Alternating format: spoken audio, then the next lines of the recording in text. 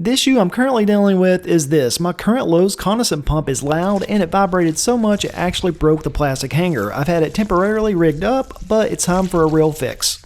These cheaper pumps seem to last about 4 or 5 years, so in this video I'll be upgrading to a little giant pump, cleaning out the air handler, which is probably why these pumps keep failing early, and rerouting the drain line to what I think should be the gold standard for condensate pump drainage.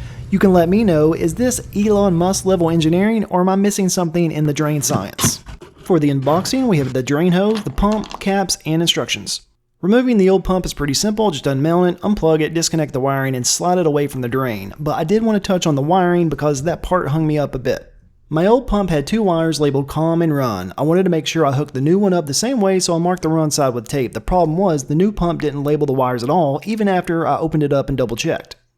While I continue to remove the old pump, let's talk more about those wires. After doing a little research, I realized the wires are just part of a safety switch. When the circuit is complete, your HVAC system runs. If the pump fails or fills up, it breaks the circuit and shuts the system off. So at the end of the day, it doesn't really matter which wire goes where. Even if they're flipped, the switch still opens and closes the circuit the same way. So there's no risk of wiring the new one backwards. I unscrewed the drain hose hoping to preserve its length, but I didn't realize how bad of shape it was in, so in hindsight I probably should have just cut it. Now that it's fully removed, let's take a look at how nasty this thing really is. All that gunk running through the pump will eventually cause it to fail, and it can also clog your drain line. Even if the pump hadn't failed, that hose would eventually clog up enough to back water into the reservoir, triggering the pump safety switch. That's why it's important to keep an eye on its condition throughout the year and have a yearly maintenance schedule that includes cleaning your air handler, pump reservoir, and drain line. Speaking of cleaning the air handler, let's open up the cabinet, check inside, and give it a good cleaning. This will allow our new pump to get a fresh start. To get inside, I use these tools to remove all the 1/4-inch hex screws.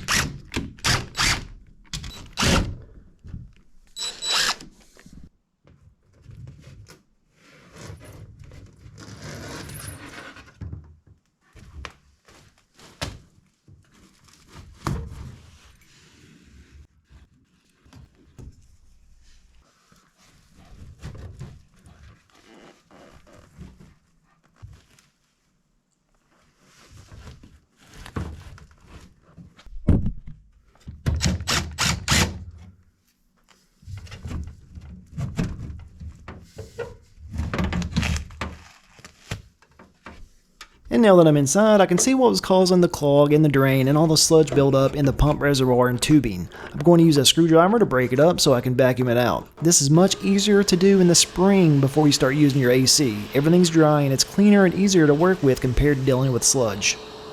And if you're wondering what this stuff is, it's a mix of dust and dirt pulled in through your air return. Your filter catches most of it, but some still gets through. When that mixes with condensation from your evaporator coil, it turns into sludge and builds up near the drain.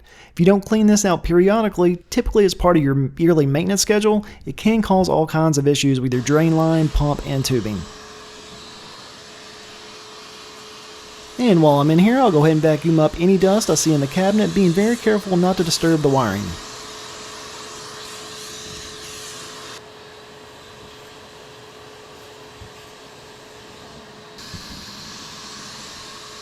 Now with the drain pan and cabinet cleaned up, I'm going to turn my attention to the drain. I'm sure there's plenty of buildup here. I've got this flexible drain cleaner that works well for this. One tip, angle the drain away from you when you pull it out so dust or gunk doesn't shoot back in your face.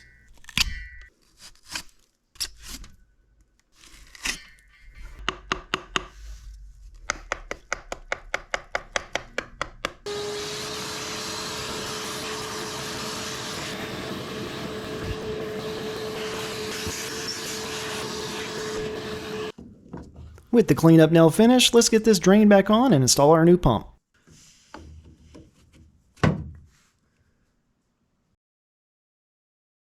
To start, we'll position the pump in place relative to the drain so we can mark the hanger location and install the screws.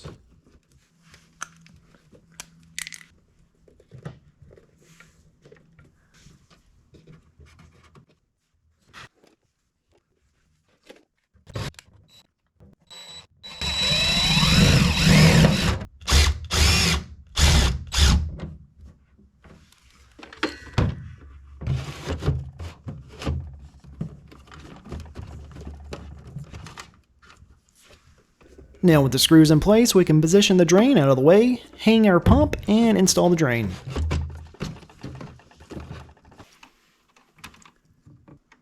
Now to wire the safety switch, I'll strip back the wires on the pump to allow for more wire to be exposed, then cut off the connectors on the yellow wires, strip them back, and connect the two with wire nuts.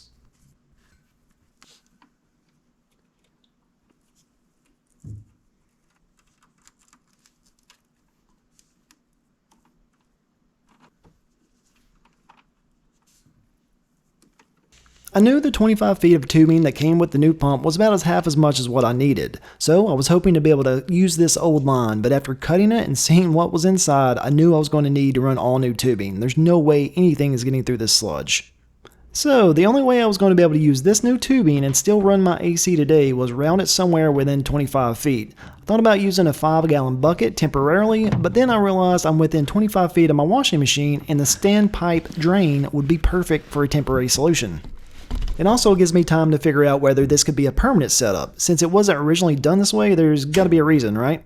With everything installed, now let's test the pump. After turning the power back on, I set the thermostat to AC and then started filling the pump's reservoir with water.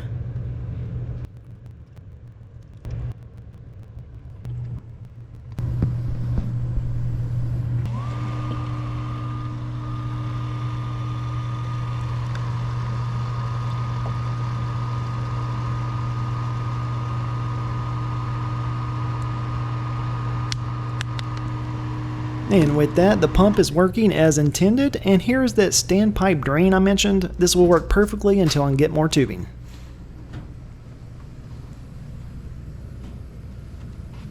Now it's time to turn this temporary drain line into a permanent solution. This is the old drain line we disconnected earlier in the video, and behind it is an even older one. Both of these were routed along the refrigerant lines all the way to that far wall. Inside that wall is the hole where the drain lines, refrigerant lines, and even my in-ground dog fence wires all exit the house. The problem with using that exit point is I'd have to dig out all the spray foam, which risks damaging something in there. And once the line is outside, it's exposed to the elements. This tubing is already brittle, so it wouldn't take much for it to crack. And there are a couple other issues as well. First, the constant drip of water feeds the weeds and they continue to grow in this area. And second, and probably the biggest issue, is it creates a perfect breeding ground for mosquitoes. So, to keep from having to go outside again, I picked up a few supplies from Lowe's to turn this temporary setup into a permanent solution. I've got some zip ties, some 1/2-inch clamps to run the tubing, 20 more feet of tubing, a barbed hose splicer, and a couple hose clamps. I did have to use a barbed splicer the last time I changed out the tubing, and it didn't require the clamps, but I'll keep them handy just in case. We'll start by turning off the AC so the pump doesn't kick on while we're working. Then we'll use the barbed splice fitting to connect the two sections of tubing. I'm going to slide the clamps into place but leave them loose for now. We'll test the fitting to see if it seals on its own, and if not, we can tighten them down later since they're already in position.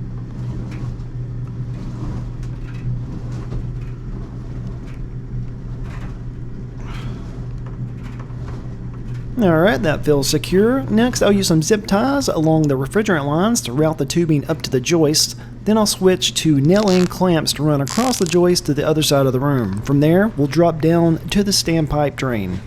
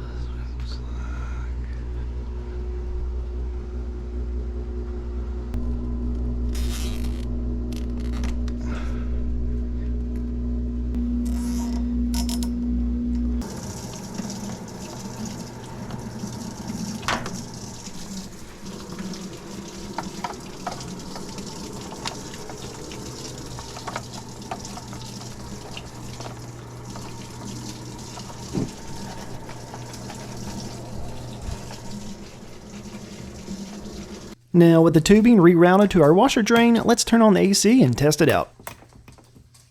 Alright, and as you can see here, everything is working perfectly. If you made it this far, let me know what you think about this setup in the comments. Am I missing something? From the research I've done, it seems the main reason this isn't more common is simply because washing machines aren't located near the air handler. But when they are, seems like a great solution.